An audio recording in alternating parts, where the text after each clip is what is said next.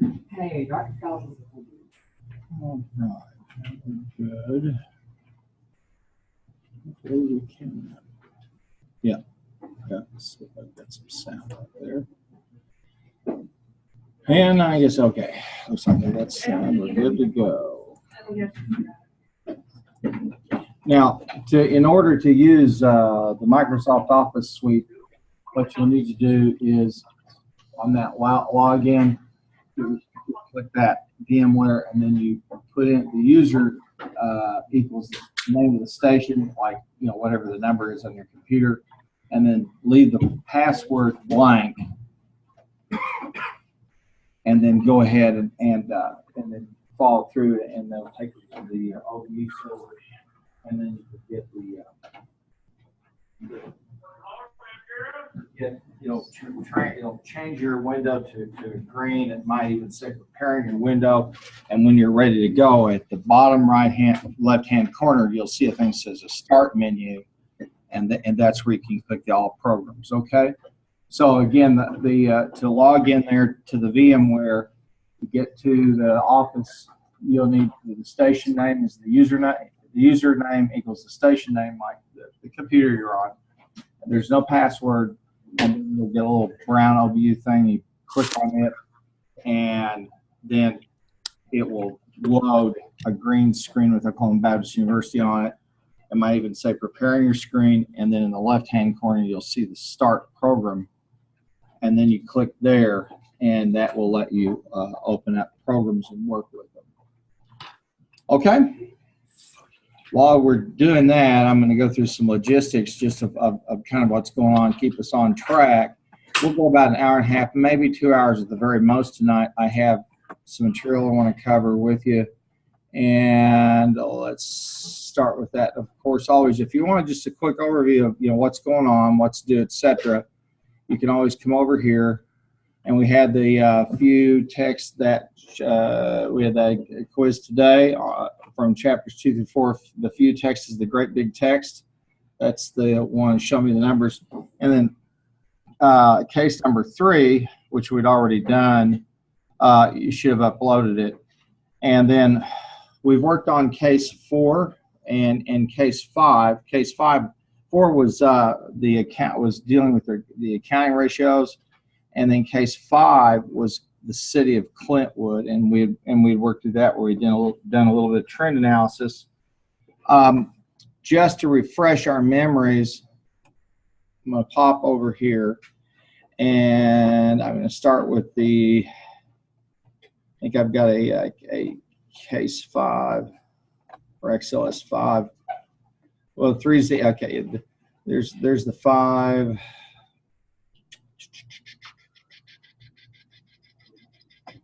Here's the 4. Make sure you have it uploaded, and I'll get this. Now remember, using this canvas, you'll want to click on download, because if you don't, what'll happen is it'll try to render it, and then I would save the file to your station. Okay, this was the Dabney, and we'd worked on it where we did the different ratios. We used the name manager, and we had a sketchy kind of deal last week because we had bandwidth issues. So I replaced what we did, and so that one, I think I posted it last Friday morning. Hopefully we won't have that same kind of issue. But this was that case number 4 where we use the accounting ratios. Now, what I would do once you have your software up is I'm going to save. I would save it to your desktop so you can upload it when you get ready. Okay, and that probably should be like before it's due. So that's one of them. That's case 4 where we did the ratios, and we looked at using the name manager. And so we made it. We walked through the decision of should we buy, which of these stocks would we recommend that we would buy. And I have some resources for you there. Let me pop back over to the modules. that deal with that. And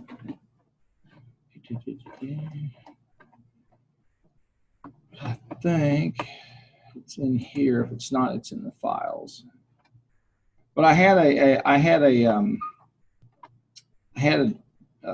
document or a paper that dealt with accounting ratios, and I think it's over in the files section. But it's called A Short History of Accounting Ratios, and you'll want to take a look at it because, as I mentioned, that's how we use.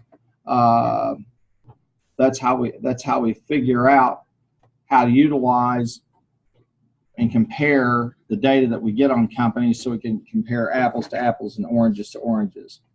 Now, we worked on case number 5, which was that city of Clintwood, and that one we worked on, and we did basically we took a look at that city, and we had some scenarios in terms of their budgets, and we set up. Here's that PDF I was talking about, A Short History of Accounting Ratios. You want to take a look at it, and I'm trying to find the case number 5 because I have them in various states of array or disarray depending on how you look at it. Here we are. This is case number 5, and I'll download it.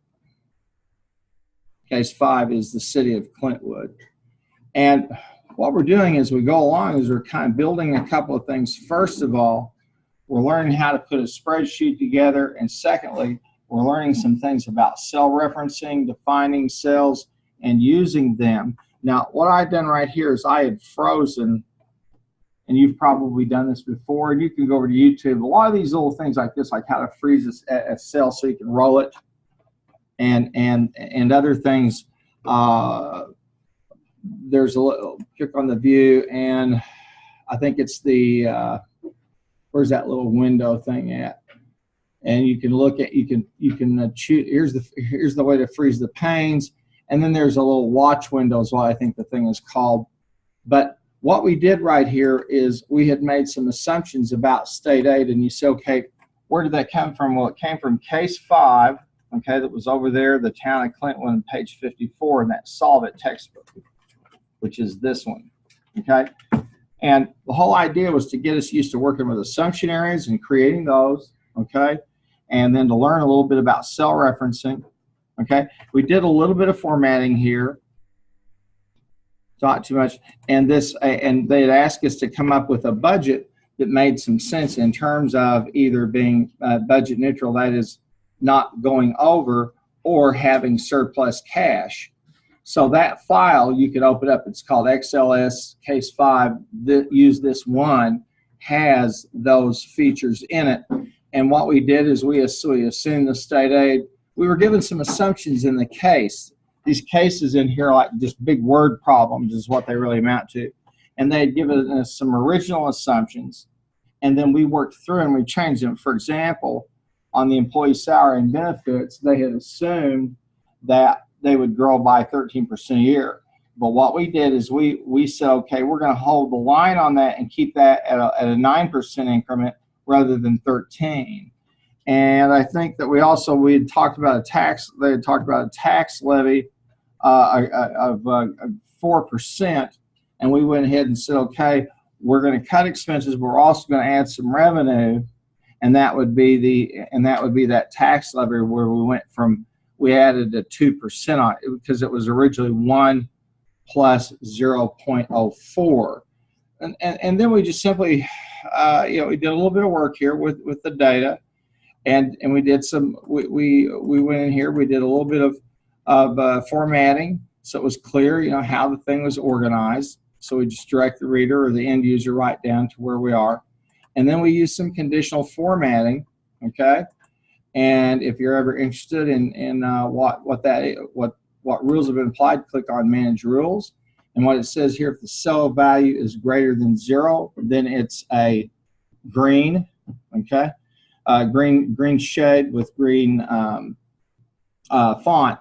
And then if it's less than 0, it's red shade. And that's just a way to say, okay, we're either in good shape or not. And we worked through some of those scenarios. And the whole point was I can use the assumptions area up here to and once I change those assumptions, I can see what this looks like. Now, we had done a little bit of work, and we had looked at using the scenario manager, and click on the data tab at the top, okay, of your toolbar. Yeah. Okay.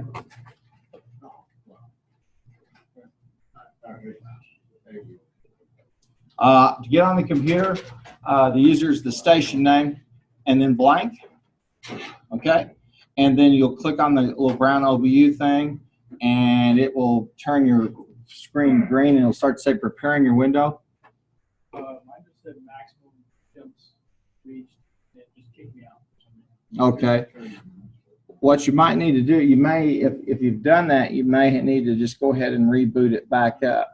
And we're recording everything anyway, so you're not really going to miss anything. And even if you weren't recording, we wouldn't. I'm kidding you. I know some of you feel like that. But here it is. I had to dismiss the class today because no one could log in.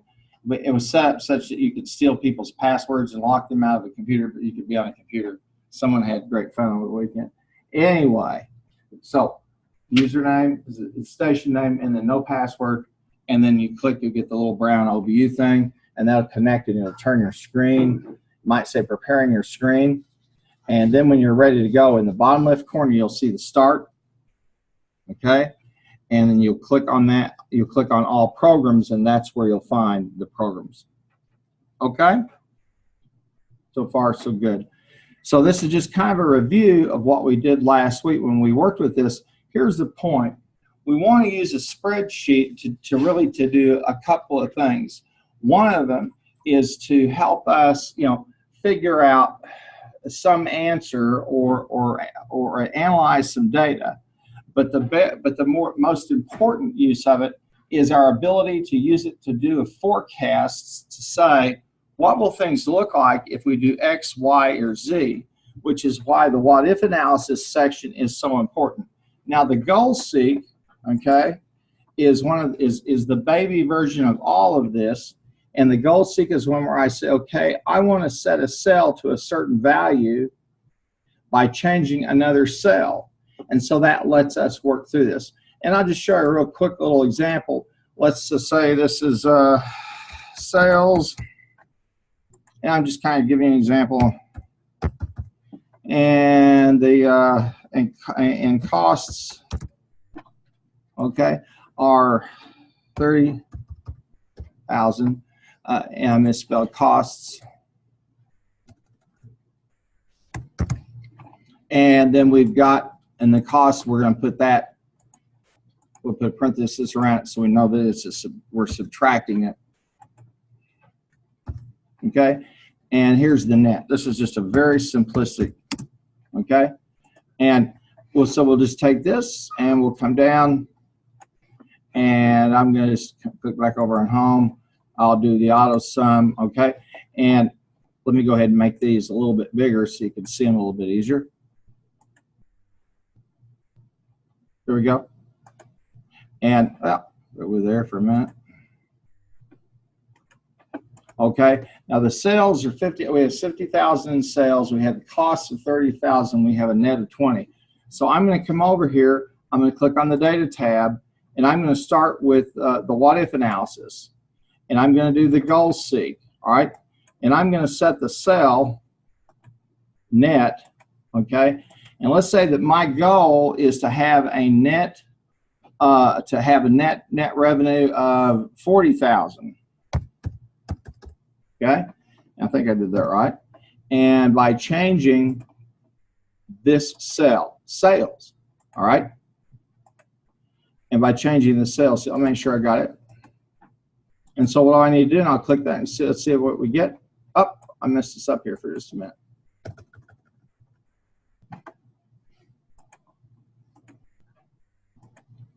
I'll click OK. And it'll say, all right, if you want to have a net of 40,000 with your, if you holding your cost constant, you need sales of 70,000. Okay. Now this is just a baby application. This is just taking one variable. Then you can create a thing called use the scenario manager, and we'll be playing around with it a little bit. But the scenario manager lets me take several cells and enter the base values, okay?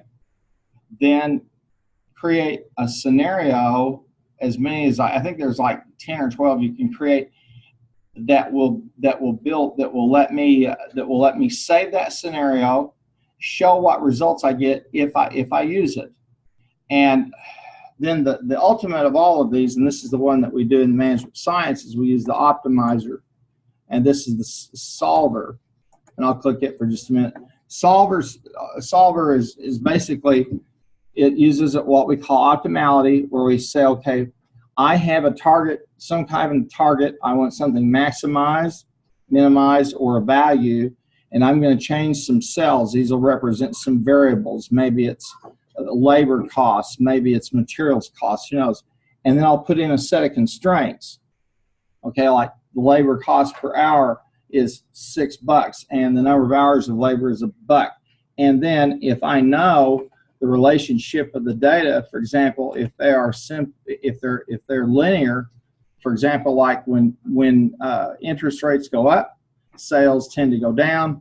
When interest rates go down, sales tend to go up. If I assume there's a linear relationship between the two, I use this. If not, I use one of the other models. Okay, but the bottom line is, what we're trying to do is to say, okay, if I make a certain decision, how will things look? When people who are decision makers, and that's you in the making, make decisions, they tend to see things in black and white, okay? They tend to see things as a binary, it's good or it's bad. The truth is the results of our decisions tend to be on a continuous, like say maybe say the Gaussian distribution, like a bell curve. Stuff really, really good, really, really bad, or it's kind of okay. And so as decision makers, we want to see, if I do certain things, how will it play out? And so we did this with the city of Clintwood, where we took some of these assumptions up here, okay? And see if this little jewel has a pointer on it somewhere. There it says pointer. Let's see if that works. Oh, yeah, it does. It does. Now it's got some annoying kind of thing. There it is. Oh, that's annoying, isn't it? Forget that. I like the little red ones that you can throw at planes. Okay, but anyway, if, for example, when we had started out with the original assumptions in the case, we assumed that employee salary and benefits would be they'd grow 13% a year. But we said, okay, to get this budget to work, we're going to take it to 9. But let's say, okay, if we go ahead and we raise the taxes, but we don't cut the expenses. And so we go back to that original assumption, and that shows you then where we set. Okay, and we might want to try to nudge that down, okay, to let's call it 0.11, and we're getting there. We're down, and then in the second year, we turn positive. We might want to come back here and we'll say, well, how about if we go down to a 10% growth? How does this all look?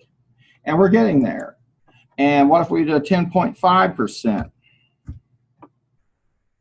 Now, what does that look like? We're getting close. So what we're going to have to do, and here we're going to have to work at this 0.13.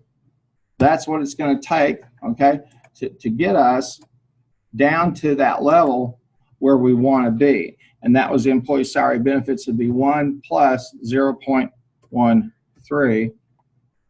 09. And there we are. Okay. Now,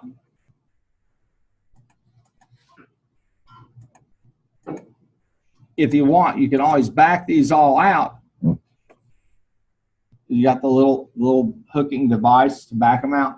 But the whole point is to say, okay, and then you would probably do some type of report or presentation and say, here are our choices. And really, when you look at this, you've got 3 ways you can go. 1, you can cut the expenses to try to get yourself into a positive variance or 0. You can raise at revenues, or you can try to do a combination of both. Okay, so that was the town of Clintwood that we worked on.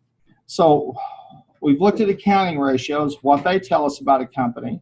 We've done a little bit of trend analysis here, and we've done a little bit of scenario building, and now we come over to case number 6, and that's Badger Jams. And that Badger Jams case starts over on page 57. And let's take a look at it for just a second. Okay, and you'll say, okay, where will I find that? If you look here in the files, you're going to see a file called XLS6 Badger Jams Spring 17. And we want to download it. And we're going to take a look at it. What we're going to do here is we're going to use break-even analysis. All right? And I'm going to take the file and I'm going to save it on my desktop so you can upload it because you'll want to. It's going to come due. Let's find the desktop. And there it is. Now, I want to talk for just a second with you about this, so I'm going to diminish this down. All right? And we're going to go back over to the supplemental website or files. If you click on the modules, okay, and you'll see a thing called supplemental website. Click on it, okay, and it's going to take you over to the total cost equations. Now it's also going to give you, and I also have it, I think I have it also loaded there in the modules, resources for exam number 1 that'll be coming up. Exam 1, part 1. Now, I'm going to find the cost equations for you, but here it is. This is a document, and we'll just view it because hopefully it'll render up pretty quick for it. But these are just the basic cost equations. And so when we do a break-even analysis on a project or on a company's project, whatever we're going to do, we work with these. In fact, all companies have to be mindful of this in terms of what's going on. And it just walks you through all of those. The key one is the contribution margin per unit. And that's right there in the middle. And that's the revenue per unit minus the variable costs. Okay? You have 2 types of costs that you're dealing with when you're in a business. One is the fixed cost. It's what it is. These are costs that you have to pay. They're fixed. Then you have a thing called variable costs, and these are the ones that let you lose sleep and go bump in the night. A variable cost is a cost that changes according to the level of production. So if I'm selling,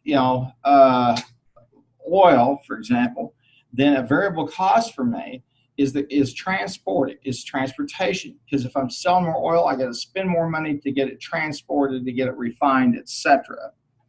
So we're concerned about the contribution margin because we want to know how much revenue per unit that I sell do I generate to handle my variable costs, those that change according to the level of business activity, and what do I have left over for my fixed costs? Okay? This is just basic kind of economics 101 or micro, for example. And basically, we use these cost equations, and to figure out what is the break-even unit break-even point in terms of the number of units I have to produce. What's the break-even in terms of the amount of revenue that I have to produce? So we want to take a look at that and work our way through it. So I'm going to diminish my screen down for just a second, okay? And I'm going to come back. There's Cardinal Buddy. And I'm going to take a look at this thing called Badger Jams. And I want to show you how it's all kind of put together, okay? It's a little complicated, but not that big of a deal. Okay, these first set of cells up here, these first rows, like 1 through 5, is the usual BISS in terms of the documentation, okay? So that would be a documentation area. Then they're on row 8, and from row 8 down to row 22, you start to see some assumptions that we build in, okay? These are like putting in the constants in an equation. And so if you read the case here, this is a lady who is going to sell jam, okay? And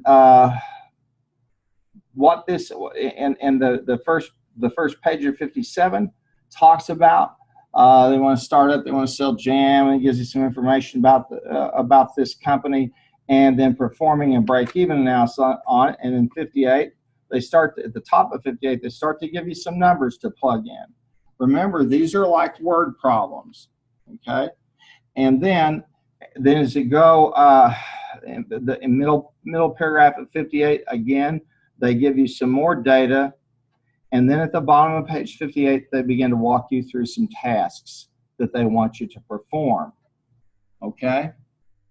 So it's just a word problem and then kind of working through the process. They say, now, first thing we've got is the sale price, okay?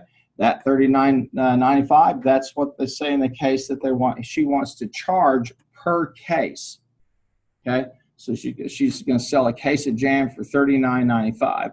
She has some fixed costs, and they include rent, advertising, a commercial stove, cooking equipment, and that's the total fixed cost, okay? Now, this is a little bit of a misnomer in the sense that these fixed costs are also what we call a sunk cost. You say, what do you mean? A sunk cost is money I've got to spend to undertake a project, start a business, whatever, and I have to spend it regardless of whether I ever sell any units at all. It's like people who run the people in the oil companies. A lot of us don't like them, but who has the deep pockets and the courage to go into the middle of the North Sea, drill down 2 or 3 miles and see if there's oil there? Because if there's not, you've just made about a $500 million mistake. Hopefully you'll find something. Plus the risk of bringing the stuff up, then the risk of transporting it, and on and on and on.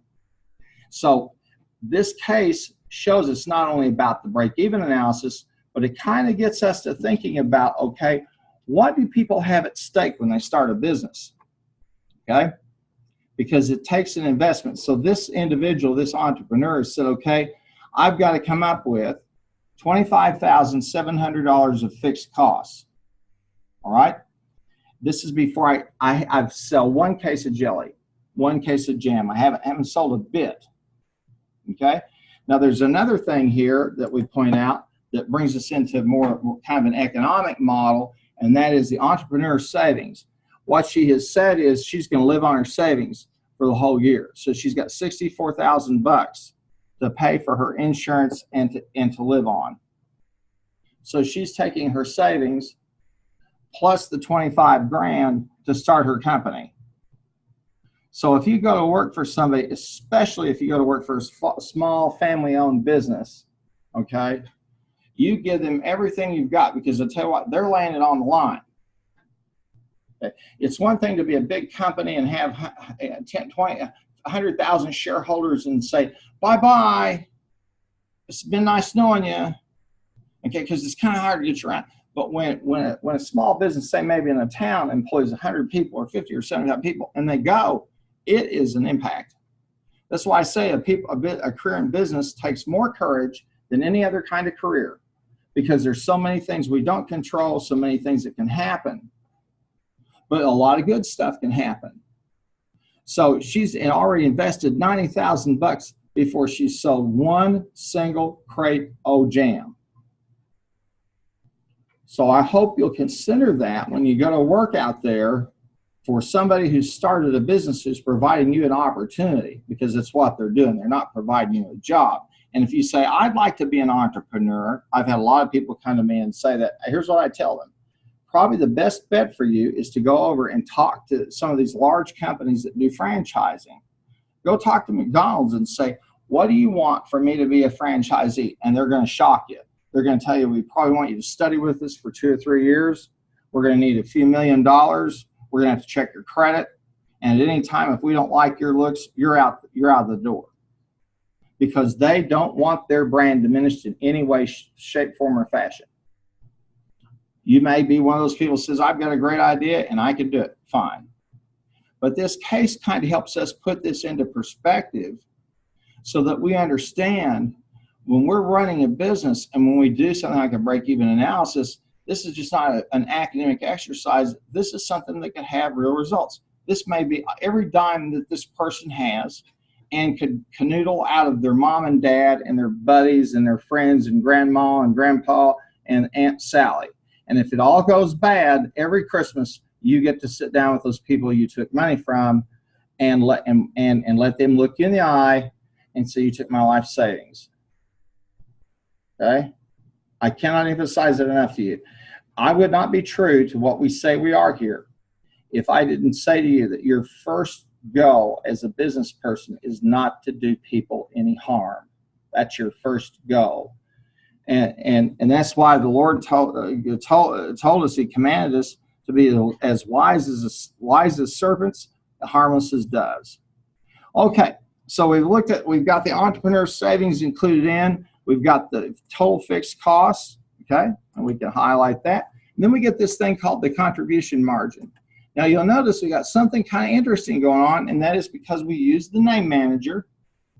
And so we have the sale price minus the total variable costs. Now to see the name manager, I'm going to click back up here on formulas. Okay, and here it is. And I think we did some of this last week where we define a cell. Okay, we put it and the value that we define is, we give it a name and it has a value and what it refers to in terms of that particular spreadsheet or whatever. And you can see we've got break-even units, contribution margin, and if you want to see the whole name, you can smudge them over there. So that's why I said last week, one of the things you want to do is as you build a spreadsheet, you start with the documentation section, then you move into the assumptions section, okay? And once you've got the assumptions section built in, you want to try to use that name manager so that you're not saying, you know, B75 minus, so you feel like you're at a bingo thing, but instead you're working with variables, okay?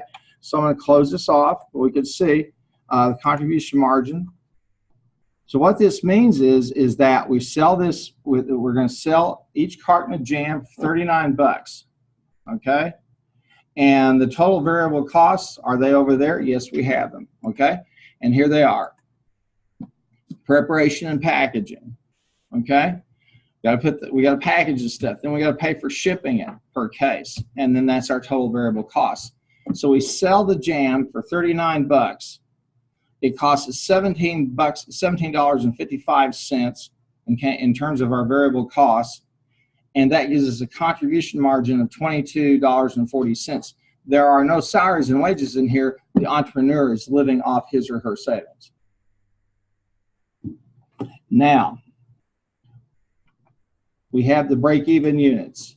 And how do we determine that? Well, we take the total fixed cost divided by the contribution margin.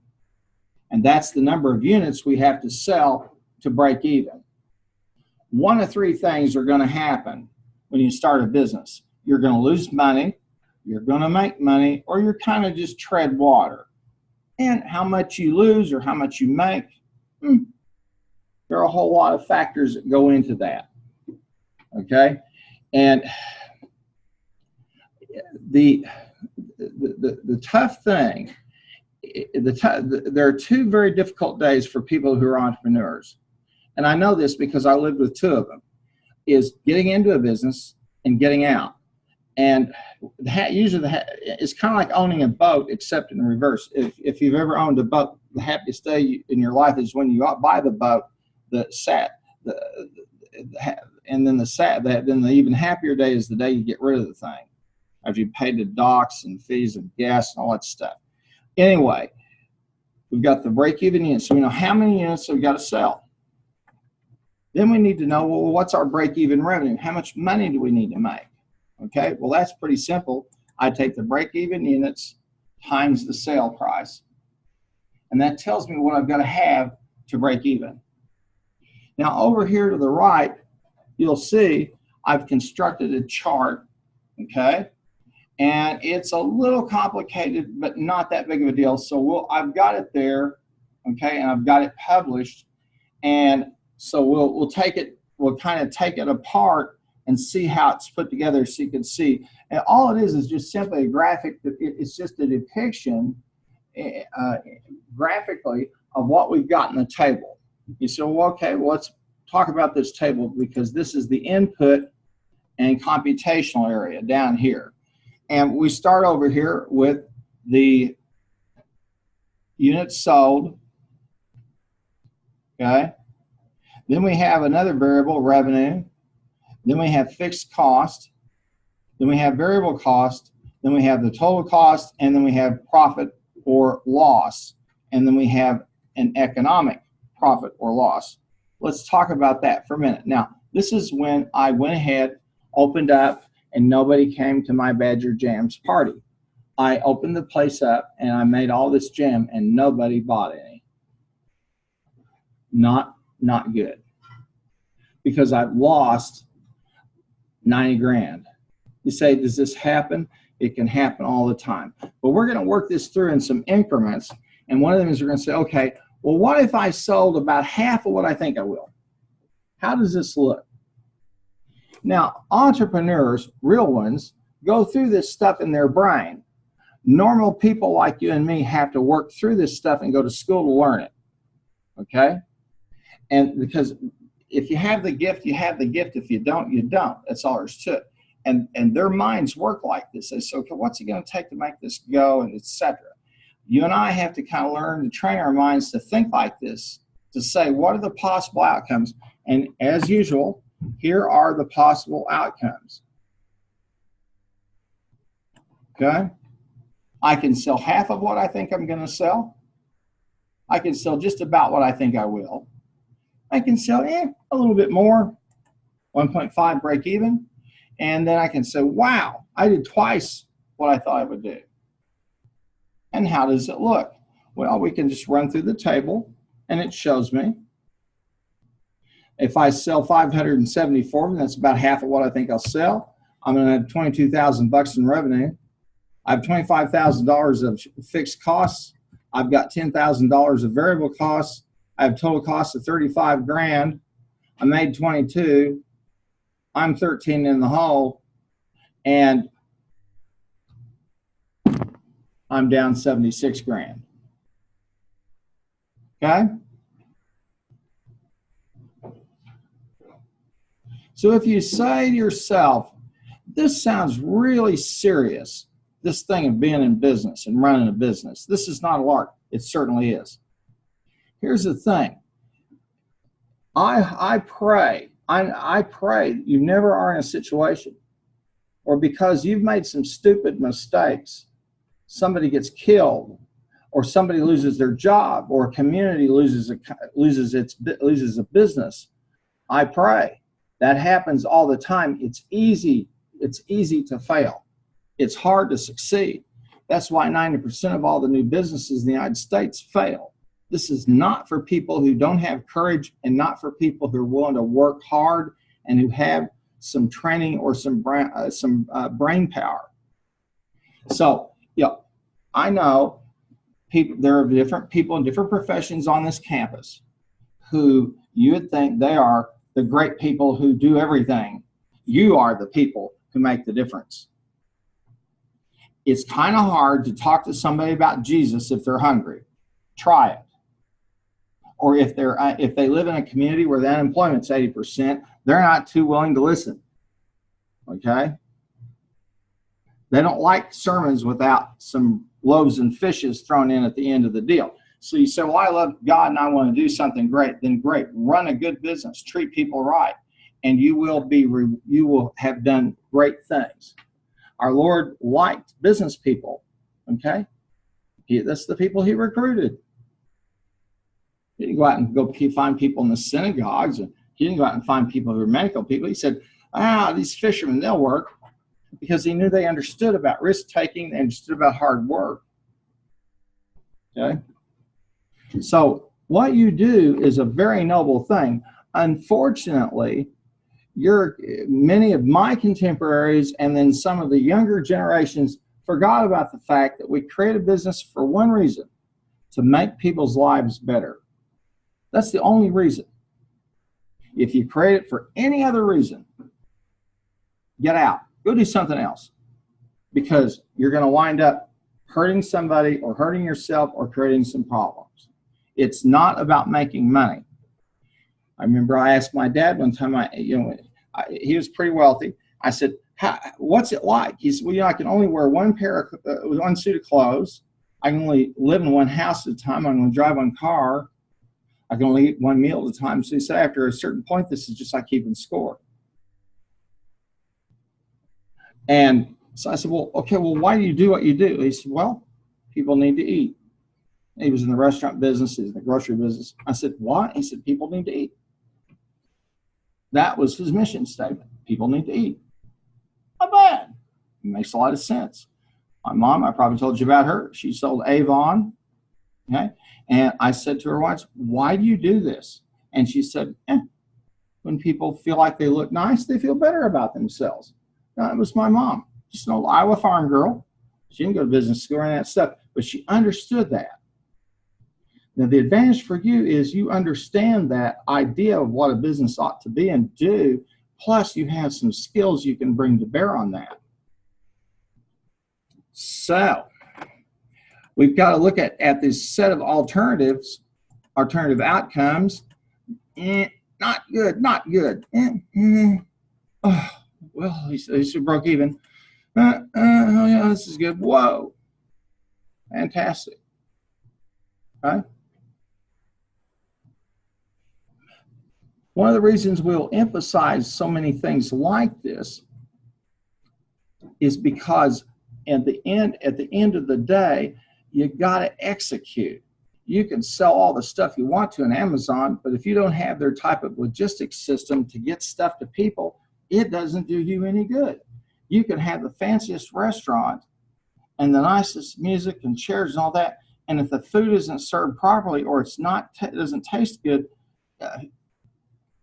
you've wasted your time. Okay, so there's a deep moral piece to all of this, and you say, well, how could I change the world? Well, let me share with you a quick story. Maybe some of you heard it before. When I was in graduate school in South Africa, there was a system called apartheid. And what that meant was that if you were not a white person of English extraction, they took you and put you into a town and surrounded it with a fence and a wall to make sure you didn't cross the wall. Interesting, isn't it? And so the people in that country who were the majority people, the Africans, they were denied all kinds of opportunities and civil rights, and they were basically prisoners in their own country. And everybody said, what are we going to do with this? How are we going to beat this? And there were a group of students at Columbia University, business students, who said, we know, we're just going to start, every time that we find a company that's invested in South Africa, we're going to go in front of their headquarters, we're going to pick it, we're going to embarrass them, we're going to get on TV, and we're going to say, shame on you for investing in those people. And that became what was called the disinvestment movement, and that's what changed that situation. Okay? I'm hoping that somewhere, somehow, in North Korea tonight, is someone saying, I'm kind of tired of being starved. Here's a fun fact about the North Korean army. Did you know that they are about the size of about an 11-year-old or 12-year-old in the United States? They're starved. They starve their people so badly that a normal adult is about the size of a 12-year-old or an 11-year-old in the United States. And so when you see pictures of them marching by looking very menacing, they're all just a bunch of scrawny people. And they're starved to death so they can make nuclear weapons and they can fire rockets over people and get them upset. Somewhere, somehow, you hope someone will say, hey, Kim, if you quit firing missiles at us and if you'd stop worrying about making an H-bomb, we'll let you go to every NBA game you want to with Dennis Rodman. What do you say? We'll get you an appointment with Hair Club for Men or whatever you need. Okay. Why does he keep people out? Why does he keep such a tight rein? Because he doesn't want them to see how people live in the South. It's the same thing with East and West Germany. The truth is the United States doesn't care. And all this, if your parents or you are getting upset about the fact that he's got a nuclear weapon, look, we've got 4,000. And I guarantee you the first time someone pushes a button, all the buttons will be pushed. That's why everybody is kind of on a little bit of a nerve. Well, how would I change it? Well, maybe we could rebuild their economy, help them become more prosperous. It's a funny thing. The Chinese are very interested in capitalism. When I was your age, they had people called the Red Guard who ran around. And every time they found somebody with a college education, they took them out to re-education camps, which is where they take you out into the middle of a farm, put you into a farm, make you work, and then after you come home from working hard in the fields, they beat you a little bit. And then they make you read Karl Marx and Lenin, and they give you some tests to see if you're a real communist. And if you don't have the right answers, it's the same cycle. Now, they're capitalists. It's a funny thing. Good Lord uses capitalism in strange ways. Anyway, we see these different kinds of outcomes that we could have, and we use a little conditional formatting here to see the good. I mean, the really, really good, the good, And so we've laid that data out. Now, this is helpful, this little table right here, in terms of, okay, here are the possible outcomes. You said, Dr. Harmon, could I do, a 40% of break even, 30%? Can I make the increments even smaller? Of course you can. We just took some even, kind of even numbers to work with, like half, or we hit the target, or we do about 50% better, or you do 100% better. So far, so good. And he said, this sounds very easy. It's very easy, yes. But somehow it's hard. And I can't explain, except it's just a matter of the execution. Now, it's all right, well, what about this critter over here, this here chart? We've got the Badger Jams chart. So we're going to do a little work on how do I take a chart apart? How do I kind of figure out how it's put together? So take your cursor and click inside into the chart area. Okay, and you're going to get a little drop, right click it, and you'll get a drop down menu and click select data. Okay, and then move the dialog box up a little bit so you can see it. On the left hand side, okay, you have the fixed cost, the total cost, the revenue. Okay. On the right hand side, you have the axis labels. Those are the number of units sold. And you'll notice something if you take a look on the labeling on this. Watch what we do. Okay. First of all, we make sure it's labeled appropriately. It says enough to tell us what we're after. And then we take this large font and we break it down. This is cost and revenues. And then we say, okay, these are dollars. And then down here we show it the units sold, and these are like marks along that horizontal axis. Okay, the variable of interest, that is the money involved, that's the y-axis. The horizontal, or the categories, that's at the horizontal side. All right. It's a very interesting. It's been interesting watching the news, and I'm a weather freak, so you can, and so except for the terrible things it does, I'm having like hurricane nirvana right now. However, let me say this: if you're ever invited to a hurricane party, don't go. Okay, I went to one for Hurricane Andrew, and we were in a big cinder block building, 3 stories high. 3 blocks of cement with rebar in between and all that. And they drew straws to see, you know, who didn't get to drink and smoke cigars and listen to music, and I was the one. So I was fully conscious and engaged with my surroundings. And when the storm surge came through at about 22 feet and the second 2 floors were filled with water, I got a little sketchy. And then when it hit those winds, when it would gust, okay, up to 150 miles an hour in some of those places, this is true, the concrete walls, you'd watch them kind of bend. And I said to the good Lord that night, I promise I will never attend another hurricane party if you will let me survive. So don't go to hurricane parties and get out of their way. And so when I hear the news people go, well, how much difference is one at 130 miles an hour versus 150? Frankly, you don't care. 130 is bad enough. So we want to take a look at these and put them into some kind of relative sense and space. So we go ahead and notice we got the fixed cost, the total cost, and the revenue.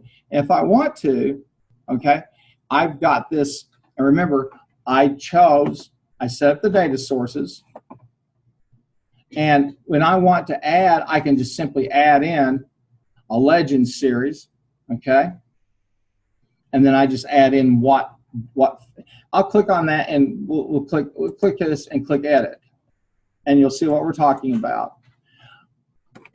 I've got the series name, okay, and I've got that over there in Badger Jams A29, okay, and then the series values, and those are B29 to F29, and we'll even start to show you there. I'm okay with that, and I want to look at this. Now I'll click here, and we'll click on edit. I do this because when you see something like this that's nice and nicely done, keep it, because you can go and plug some other variables in it. Okay, and charting can get a little bit difficult, but the first thing you would want to do with this would be to select the axes. So you've added the series, and you have fixed costs, total costs, and revenues. Okay, and then on the category axis on this, you have the number of units sold. Okay, so I'm going to click OK on this, and let's click on design. Okay, and I think it's either going to be design. It's design. If you click on design and you look in the far left corner of Excel, you should see a thing that says add chart element. You see it?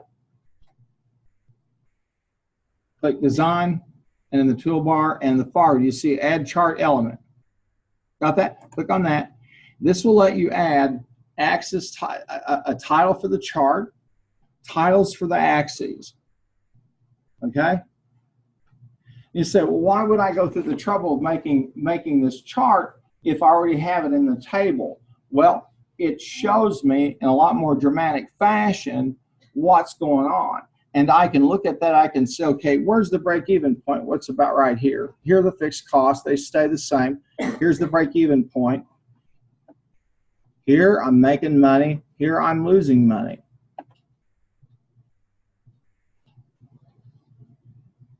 Okay?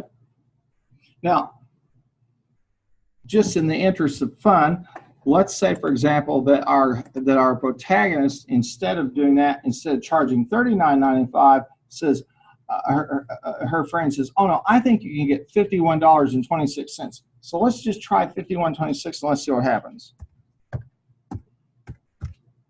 And enter it. Now what happened? Well, why did our variable costs change?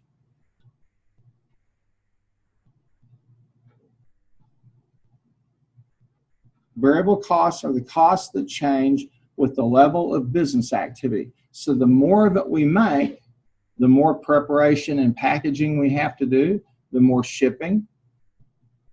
And we have here the total cost per unit, but notice how those variable costs change as we go along. Now, you say, is it possible for me, on the other hand, to put myself out of business? Yes. And we're going to go back to that original $39.95. And how I can do that is if I'm not paying attention to the variable costs, then I've got a problem. Or if I absorb fixed costs that are beyond my capacity to handle it. You say, give me an example of what you're talking about. Airlines. If Southwest Airlines flies from Oklahoma City to Dallas with a flight that originates at 9 o'clock tonight, it costs them the same amount of money to fly that plane empty as it does full. It's going to take a certain amount of fuel. You got to have pilots. You got to have people to clean the thing up from its last flight. You've got to pay a fee to be at Will Rogers. You got to pay a fee to land in Dallas. So why not go ahead and just put 20 or 30 more people in there by selling those tickets at what? At a discount. Because I have such a high fixed cost. It's the same thing with people in the hotel industry. The reason you can get those rooms at crazy prices, and there's all, in Priceline, I think there's all these websites you go check out and see. Okay, the reason is that if the room is sitting empty, okay, well, let's go ahead and fill it. I'll give you an interesting and somewhat, it's an amusing thing. My mother-in-law is one of those people who just naturally, everybody loves her, and she just kind of like floats through life and cool stuff happens to her.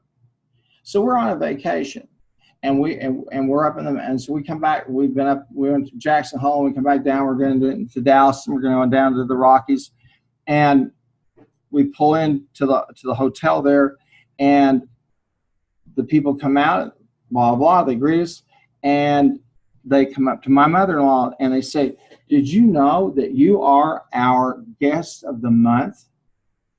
And she's not 91 years old. She goes, I didn't know that. And so they put her in the penthouse suite at $50 a night, and that penthouse suite rents out usually at $600 to $700 a night, and they gave it to her for $50. And I asked the manager, I said, what's the story? And he said, well, it's to build some goodwill. And he said, it's sitting empty anyway, and your mother-in-law's a nice lady. And I said, how about one for me and the wife? He said, no, $600. Oh, okay. So was the life. So I suffered that night. My mother-in-law was up there, and then she remembered she had a daughter, and the daughter went. So I'm stuck down in the room, and my wife, they're probably up there shooting craps with movie stars or something. Who knows? But the room was going to sit empty. Oh, we'll get rid of it. So fixed costs, variable costs, break even. So this is, you will be able to see, and again, let's click inside it, and the process would be select the data, okay, and then you'd add in the fixed cost, and you just, to add something, you click add, and he says, what's the series name, what are the series values, okay, and then you go ahead and get any categorical values. In this case, we're using 0, and you even have to do a little bit of work with this axis, and we'll click OK on that, and I'll click the axis, and you'll see it says, let's see, format the axis. All right, so I'll have you to work with it, and you can play around with it and do some charting at your will. All right, but it shows us what the break-even point is. You say, well, why would I care about this? Well, you're going to run into an exam that covers break-even analysis. So you'll want to kind of get familiar with those terms, and so that you understand it. The key thing is this. This is really where I want to emphasize to you, is the economic profit or loss. Okay? Even at selling twice as much, this entrepreneur is taking $38,000 out of her pocket to start her business. So she hopes those sales continue on. It takes a lot of courage to start a business. It takes a lot of courage to stay in it. And I remember if I didn't hear it once, I heard it many times. My dad say, I work for the IRS, my employees, my vendors, and my customers. And then somewhere in there, I get paid. Oh, that's an interesting approach, but it was true. Those people wanted to be paid and they needed to be. And it was interesting because I'm not of that bent. I looked at my parents and the interesting thing about my childhood was we were all completely shielded from it. We never knew if our mom and dad were broke or they were swimming in money. We had no idea. They were pretty much the same where they're just kind of, because for them, what was important was serving other people. That was important to them. And so I hope that when you go out there, you'll see that. And you know what? You might say to yourself, well, I'm kind of depressed because I'm going to go to school and, I'm not going to be a Steve Jobs. I'm not going to be a Bill Gates. I'll go work for somebody and, I might be a pretty good employee and I'll be a good family person and all that. And, I'm not going to make a big splash in the world. Listen, if you do and give everything you can, okay, and you do it in the service of our Lord, that is the greatest thing you can do. Okay? I know you get badgered at chapel every day. I'm not telling you not to look at dirty movies. I'm not talking about stay away from the evils of liquor and wine. What I'm talking about is what you do for a living. And if you make people happy, if you serve them well, you're serving our Lord because you're providing a good witness for Him. You can tell people at work all day long how much you love Jesus.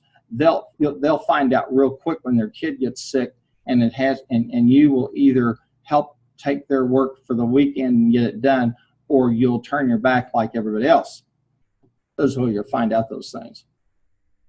Okay, well, that's Badger Jams. And again, they walk you through that process of building a spreadsheet. And the first step is you go ahead and you select the data, okay? And that's just simply a matter of clicking insert and finding the chart, okay? And this time we're going to use the line chart with markers. Then you begin to select the data, and you start with the data in the horizontal. That's going to be the variable of interest, the y-axis, and then you start with the x-axis, and in this case it's the units sold, okay? And the more of these fields, more of these variables that you enter, you'll get a color each time, or series. They'll call them a series. Then, once you've done that, okay, you might have to format the axis a little bit on each of these. Then go ahead and start with your title for the whole thing, and then the titles for the vertical axis, the Y, and the tile for the x-axis. And that's over there, and you can do that by clicking on the design option. Now, there's also the quick layout. You can always try it if you want to. Okay? And I would encourage you to take it, play with it a little bit, and put some different data in there, see what it looks like, and go from there. But what this really does is it shows you, all right, in tabular form, what this person's up against versus, and then shows you in graphic form. Now, let's stop for a minute and talk about this. Break-even point is 1,147 cases of jam, right? Okay. How many cases of jam do I have to sell a week to make break-even? Can somebody tell me? Okay, how many do I have to sell a week? Give me the formula. Be 1147 divided by 52, right? It's 52 weeks. Okay. Now, if you're in a manufacturing environment, you might say, no, it's really 48 weeks. So somebody take 1147 and divide it by 48, and you'll start to see how many she needs to sell a week. Then you can break that down by how many she needs to sell a day. And you start to understand what we're talking about. If you figure on, let's call it 250 selling days a year, then you're looking at maybe selling 4 or 5 of them a day. So hopefully you do. How many marketing people do I have in here? Any marketing people? I've got 1. I'll get 2. Okay, I see the hands coming up. All right, now I've got 1,147 cases of jam to sell. How do I do this? Okay, I go to the street corner with a sign that says, "The end is near, nuclear war is upon us, enjoy some jam before you go." Plus, as a bonus, we are throwing in some nice sunshades so when you can see the fission as it occurs. You don't want to miss the blast. You don't want to miss the light. Back in the Cuban Missile Crisis, my mom was coming out of the grocery store. This is long before you were even a gleam in your mom and dad's eye. And this is when the United States and what was then the Soviet Union thought we're gonna start throwing missiles in the air. And they had the news, say K4, but the person, my mom's coming out and they do this person on the street thing. He said, "What are you going to do?" And my mom said, "Well, I think they've told us we'll have about 15 minutes. So what I'm going to do is I'm going to get a nice cool drink. I'm going to go outside. I'm going to put on some sunglasses and watch the show." So you could sell your jam that way. Could we sell it over the internet? Will it add to our costs? Why? You got to have shipping, and I got to go over to GoDaddy or somebody like that and have them create some kind of a website deal, right? So my marketing people, I've got 1,147 cases to sell. You got to come up with a marketing plan, and you got to tell me you got some money. Now you do have $5,500 for advertising, so spend it wisely. The fun begins. All right. That, my friends, is Badger Jam's a whole lot of information and a lot of good principles jam-packed into that. Now let's talk about one final thing here. How do I reduce the contribution margin? Again, what types of costs do I have? I have 2 basic types of costs. What are they? Variable cost and fixed cost. Which one sounds like it's the one that I ought to attack? Variable cost, exactly. The cost for each unit I produce, I have to pay that amount. So I might want to try and find a way to get the preparation and packaging down. I might want to find a way to get the shipping down.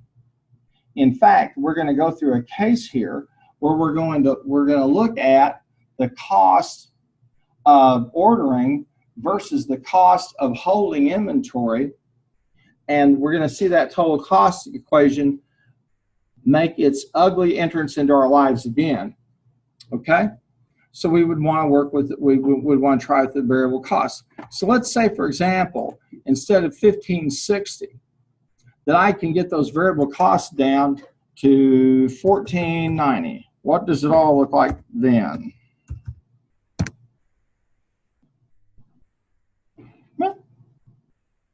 I've got it down to 1,000, 111.13 I need to sell, right? Will it be easier to sell 1,147 or 1,111? Which do you think will be easier? It depends on what starving country I'm in. I understand that. Again, which one will be, is it going to be easier to sell the larger amount or the smaller amount? The smaller. The larger amount has more risk. My friends, of those of you who are marketing people, If you're uncomfortable right now with my questions, you will find that life gets very uncomfortable when you're working and the boss comes to you and says, we need some more sales. And you go, okay. And so what do you plan to do about it? Well, this thing, I sold T-shirts there at school. So we would do some T-shirts. Now, I'm not making fun of you because I had those moments too. I worked for my parents. Don't do that. It will warp you forever. If you knew me well, you'd know. Working for my parents was probably not one of the best ideas I ever had, or that they had for that matter. They fired me almost every time I went to work for them. But I learned a lot from them as well. Is there something I can do in terms of preparation and packaging? Well, let's back this out, all right? And I want to back myself out of here and take ourselves back to that original value that I had. And I had the shipping and that's, what if I can get the shipping down to $1.40? Well, it drops it a little bit. It's a little less I have to sell, a little less pressure. So controlling variable costs is extremely, extremely important. Okay? And again, you could see how all that plays itself out in terms of that entrepreneur. Now, as I've said, people that want to be in business, there's two kinds of us. They're the type that just intuitively understand it and they go do it. Bill Gates, Steve Jobs, any one of those people.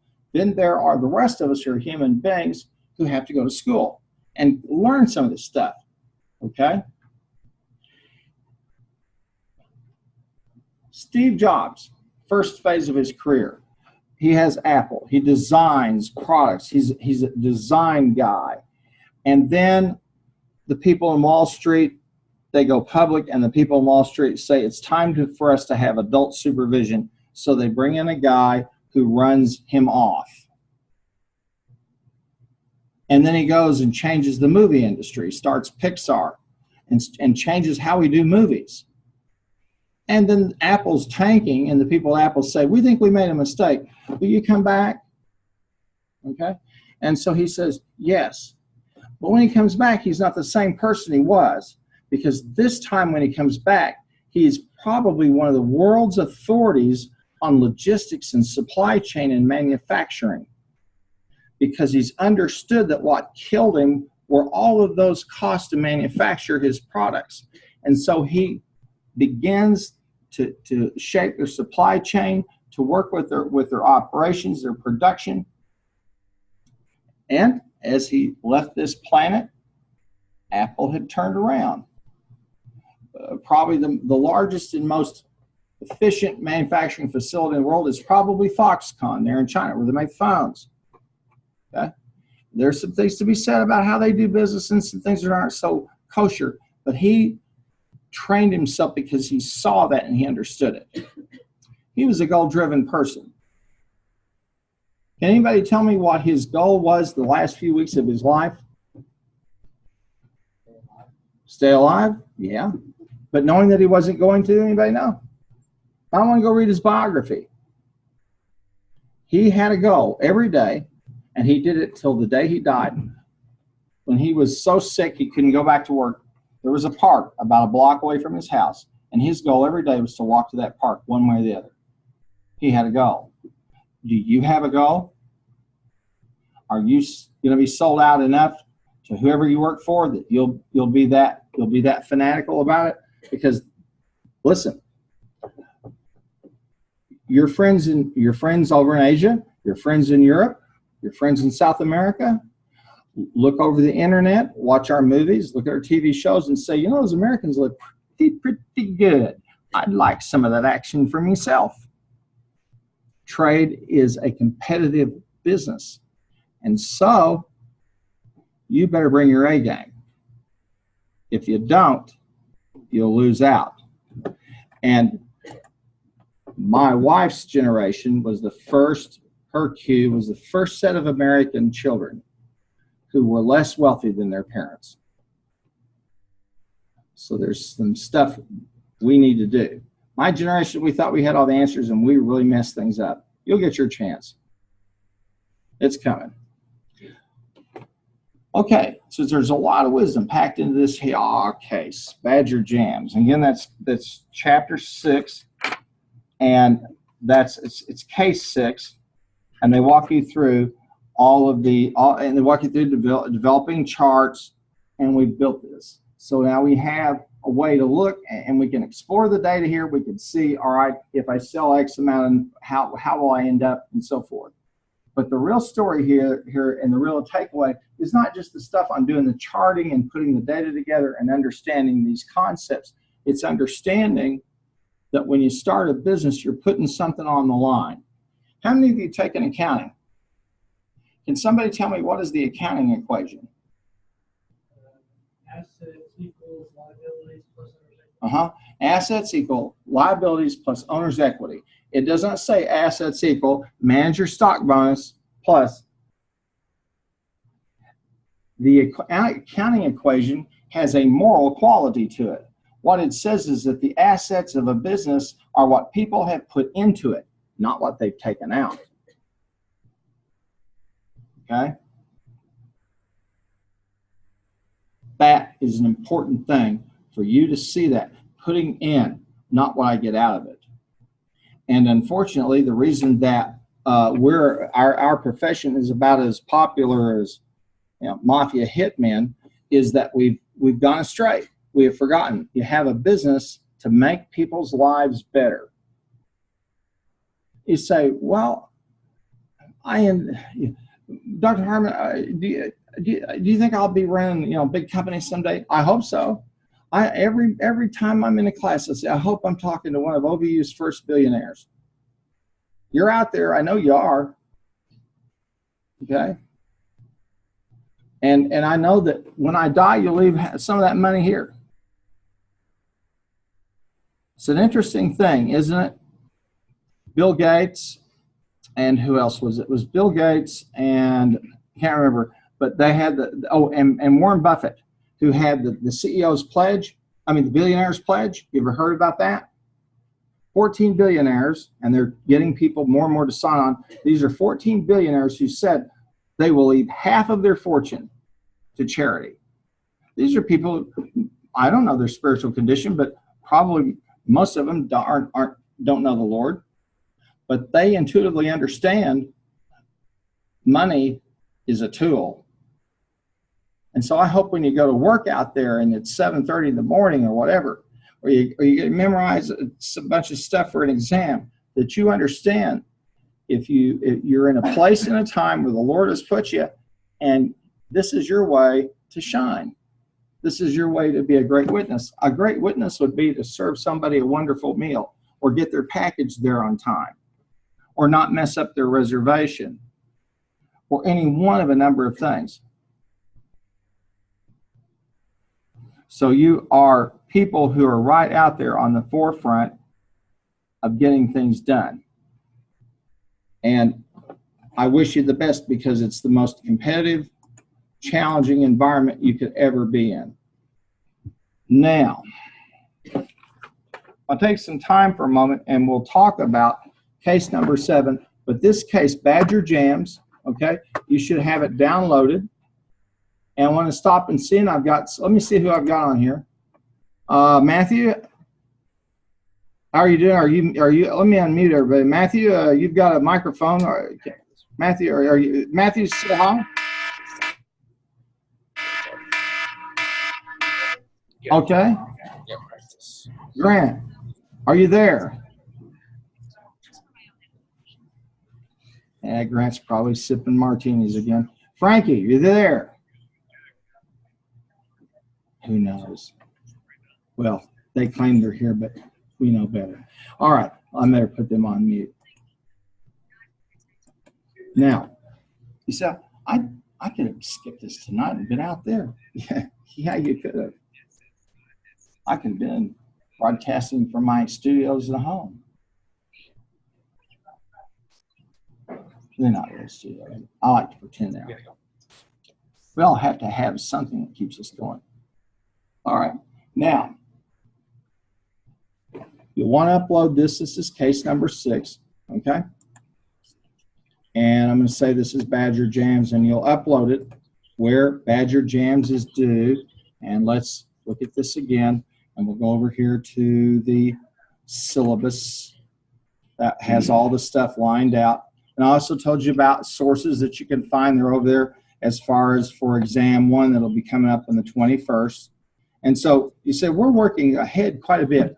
We've already worked on 4, 5, and 6. Yes, because what will happen is when we start to get into the access cases, things will slow down. So I'm trying to get us some slack time built in so that we're not running out of too far out of pocket. Now, I promised you I would keep you about an hour and a half, maybe to 2 hours in one of these and chunk them out, and that's what we're going to do. Okay. Now, what will happen is I'm going to take probably tomorrow or Saturday, and I'll do a screencast, and then I'll post it and let you know it's there. And I'll take a look at 7, and I'll also talk with you some about the quizzes that are going to be coming up. Exam 1, okay, and then the break-even and EOQ quiz, the economic order quantity quizzes, okay. And then Tuesday we'll go back and we'll take a look at XLS 7. Now, if you want to do some prep for case 7, it's page 67 in the Solvent textbook. It's called Hardware Nuts. That's true. It's about people that sell all kinds of hardware, and it's an inventory control problem. And you're going to learn about, and you're going to see the total cost equation applied again to, boom, total cost of inventory is the cost of handling it, having it there, the cost of ordering it, okay, and then the cost of shipping it, sending it out somewhere. That says my internet connection isn't stable. Okay. All right, my friends, I thank you for your time, and be looking for the other screencasts, and they're on the way. God bless you, and keep going. Yes. Did you want us to put that? Yeah. Any one of those, have them uploaded before they're due. Yeah. Okay. So we can just do it right now? You do it now? Sure. Yeah. Thank you much, folks.